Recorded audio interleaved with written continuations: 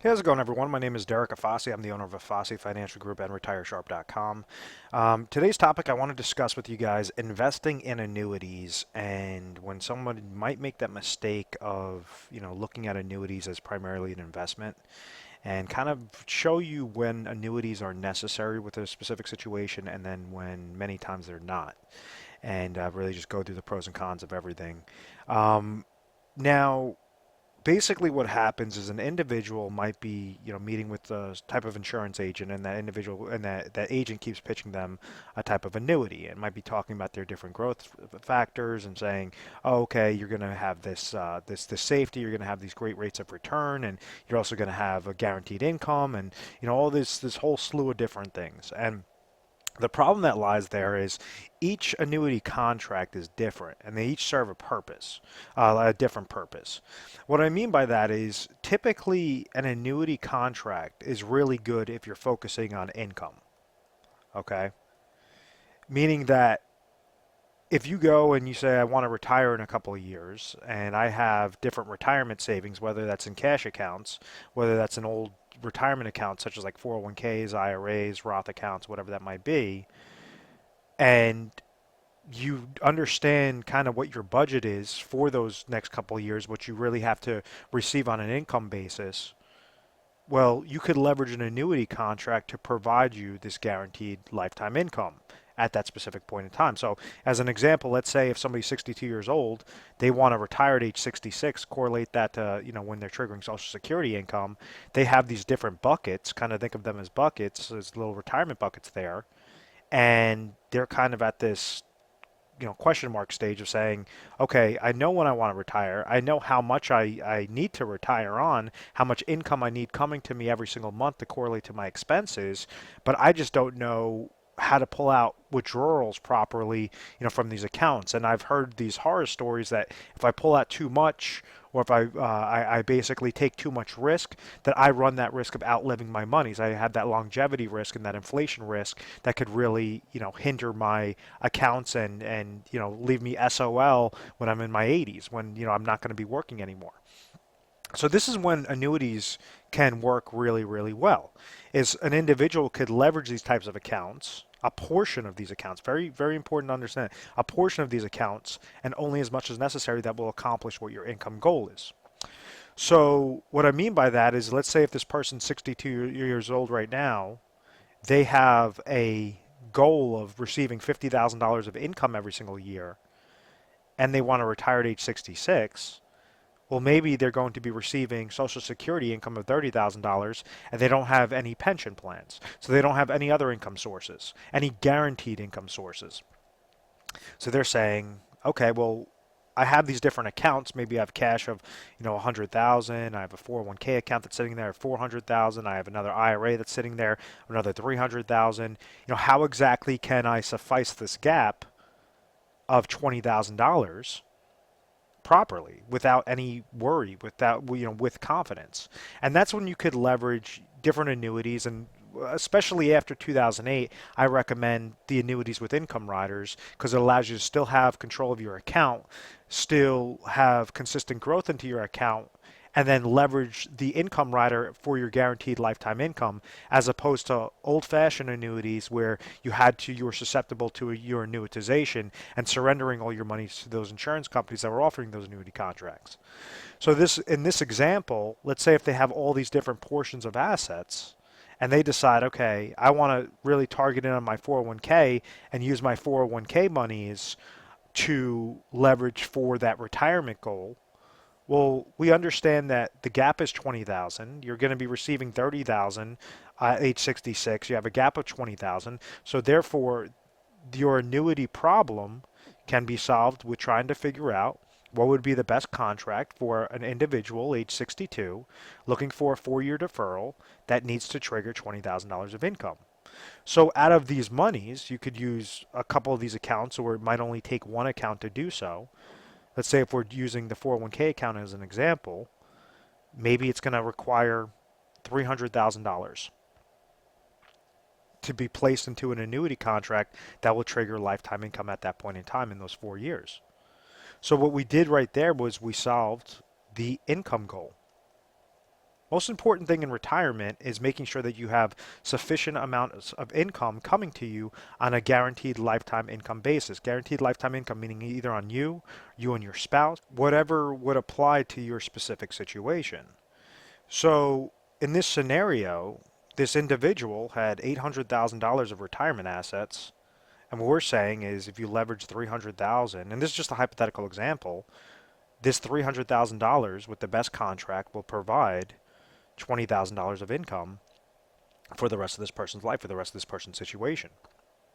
With that being said, now they have, because they only leveraged 300,000 out of their 800, now they have emergency funds, sufficient amounts of emergency funds. They have $500,000 that they could now leverage, take a portion of that, use, and rule of thumb is about 6 to 12 months of whatever your expenses are in a given year. So let's just call it, 50,000, or let's just say 100,000 could be placed into emergency funds, meaning very liquid cash, something in, whether that's checking, savings, money market accounts, whatever the case may be, in case there's ever an emergency, they could dip into these monies.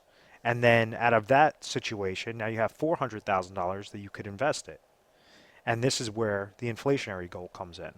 You can either try to grow these monies and take on that risk of, market risk, of volatility, of inflation risk, trying to really have significant growth because you're not trying to pull out monies. That's what this annuity income was for. That's why you designated any specific portion into annuity contract.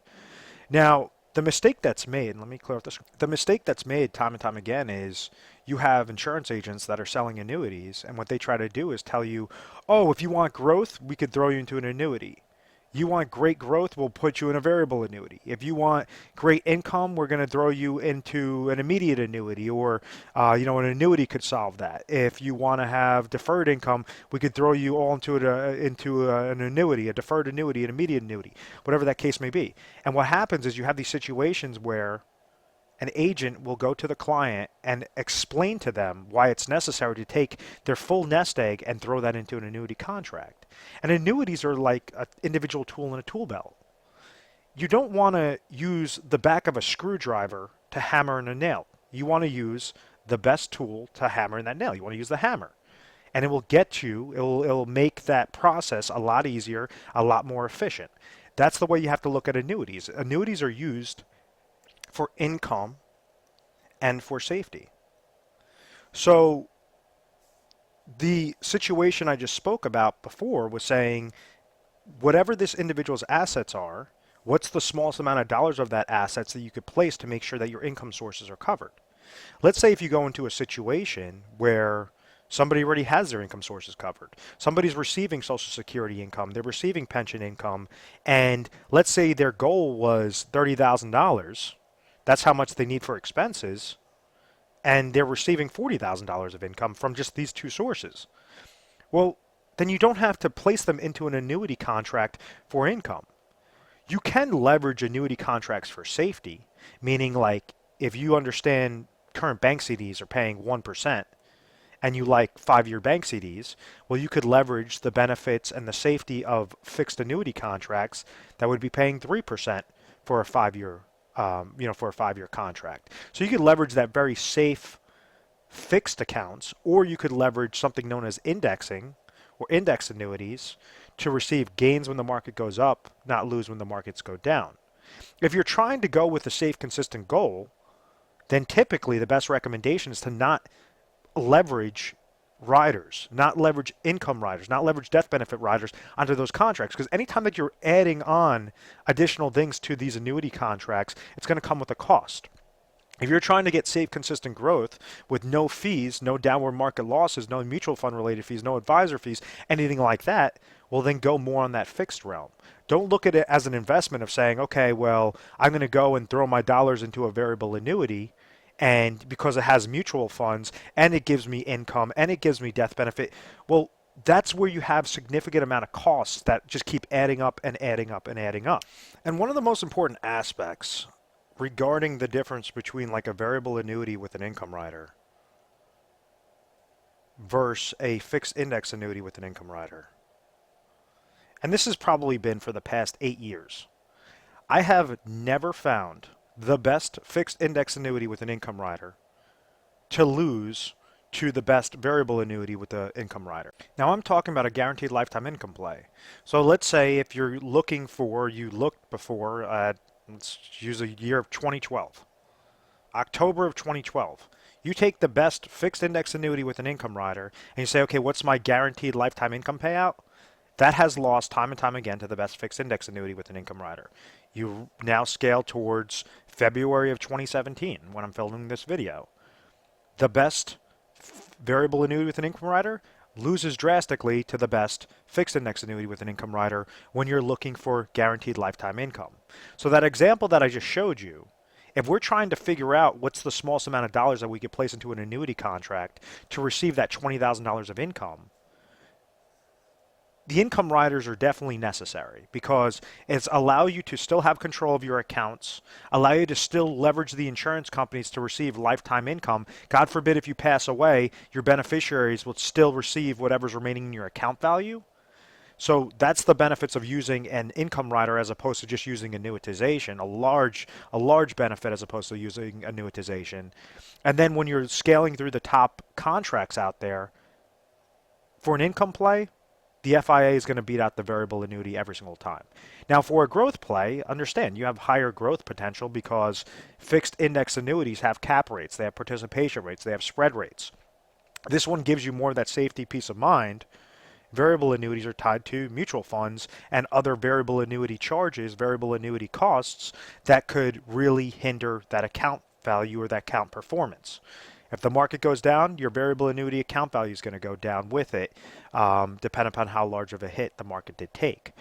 So when you're looking primarily as an investment, I say you could leverage, if you're looking at a safe, consistent growth goal, go more towards that fixed route, more towards that fixed index route. If you're looking for a pure investment route, I would not recommend a variable annuity. I recommend that if you're looking for an investment, go with an investment. If you're looking for something that has uncapped rate of return, but then could also have uncapped losses, well, then go into actively managed portfolios. Utilize different mutual funds, stocks, bonds, ETFs, all of that. Yes, you're going to fall victim to reverse dollar cost averaging. Don't leverage that off of what you need as your guaranteed income sources. But if you're trying to beat out the pace of inflation and you're not trying to pull from those accounts, why would you try to restrict your money and get hit with many, many fees, much higher fees than what typical variable accounts, investment accounts would allow you to have, by just saying, oh, well, my insurance agent seemed like a really nice guy and he was telling me about all these different features. Yeah, you have to really read between the lines, though. If you're looking for the best income product, I would not recommend an investment type annuity. If you're looking for a safe, consistent growth product, I would not recommend an investment type annuity. If you're looking for an investment, then get set up with an investment. Get set up with something that has much lower negatives as opposed to going with something that will constantly hinder your account the longer and longer that you're in there. And this is where you hear retirement disasters. You hear retirement disasters with all over the place, obviously, because you have over 1,200, 1,300 different contracts when you're looking at annuities. Out of these contracts, you might have a handful, 10 to 20 that are very good for an individual situation, but then you have over 1,200 that are horrible for an individual situation. So the odds are those individuals are going to go into that bad situation if they're not dealing with independent agencies, if they're only dealing with agents and advisors that are not familiarized with the extravagant pros and cons of these types of contracts. There's ways on how you can leverage annuities for a great solution, but it's not a one-size-fits-all solution. You have to make sure that it's going to suit your individual situation. So I really hope I made my point with that. And, that's basically what we do is we try to educate you guys first and foremost. We have a 1-800 number available to you 24 hours a day, 7 days a week. 1-800-566-1002. We deal on a national basis. So when calling in, what you can expect is you'll deal with an assistant. You'll tell them your situation. They're going to patch you over to a specialist. That specialist is going to ask you a slew of questions and find out the 30,000-foot view of, what's your situation, what are your goals, what do you want to accomplish. Out of that, can you accomplish your goals by doing what you've been doing, for the last couple of years? Is kind of your ideas going to suit you and really get you to that finish line successfully? If so, well, then we're going to tell you, don't change a thing. You'll get there fine. You're completely, and we'll give you some free educational pieces, free literature, and be on your way. Now, many times individuals have gaps. It's because they're not financial advisors. The average individual is just trying to go to work, get paid, save their money, and hope that their retirement's going to be there. So what we like to do is instruct individuals that your plan could look like a perfect puzzle piece. And you just have to make sure that you're putting the right shapes in place, that you're setting up, you're leveraging your assets the proper way for pure confidence. And when you're looking at the 30,000 foot view and you're not getting caught up in the bells and whistles of a premium bonus or an income rider, 8% roll up or whatever the case may be, those are different marketing ploys that a lot of insurance companies try to dupe individuals into, and that's when you see retirement disaster. So you want to be educated first and foremost. Annuities are great tools to use for the correct situation, and they're horrible tools to use for the for a bad situation. So I hope that all of that made sense. At any point in time, give us a call. We're A plus rated on the Better Business Bureau. We've always had very good reviews. We've never had any complaints, and I believe it's because of our methodical process and because of our education. I want to thank you very much for watching this video. I want to thank you very much for subscribing to the YouTube channel. At any point in time, you could visit our website retiresharp.com or subscribe so you can have access to the most updated videos to Retire Sharp off of YouTube. So thank you so much, guys. I look forward to speaking with you soon.